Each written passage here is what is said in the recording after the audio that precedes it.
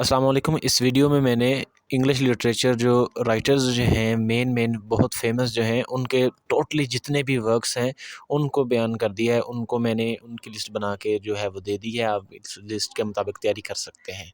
आपको पता होगा कि इस राइटर के ये वर्क्स हैं और अक्सर जो है वो 2 से 3 जो एमसीक्यूज़ जो हैं वो पूछे जाते हैं कि ये जो है नावल जो है वो पोएम जो है वो किसने लिखी है।